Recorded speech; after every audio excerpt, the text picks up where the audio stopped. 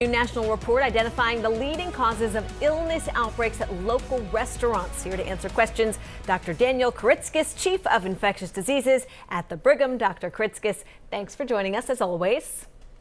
Happy to be here, Erica and Ben. Good afternoon. All right, Dr. Kiritzkis, good afternoon to you. So the CDC reviewed 800 outbreaks in 25 states. It's a couple of years old. It's between 2017 and 2019, so pre-pandemic. But which germs caused the most problems?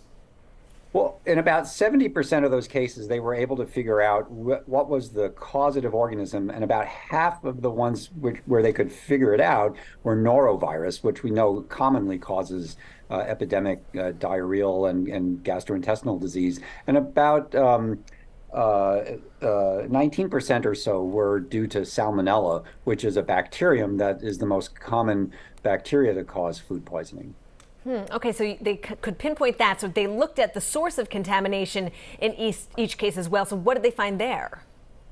Well, that was the surprise. What they found is that it was really sick food workers, people who themselves had some kind of gastrointestinal illness or fever and other kinds of illnesses, who nevertheless came to work and then transmitted infection to the clients or the people they were serving. And it just highlights the importance of staying home when you're sick, especially if you're preparing food for other people. All right, so sometimes we see restaurant workers wearing gloves when they prepare food, but I would imagine that's not enough to prevent most outbreaks. It depends on, frankly, how clean the gloves are, right?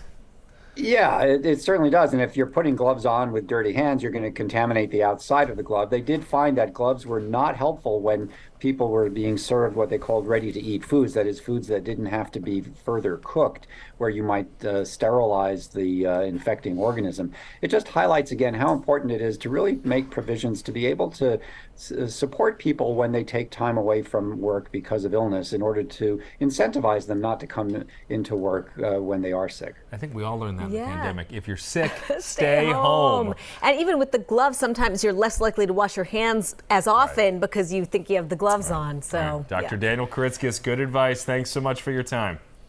You're very welcome. Thank you, doctor.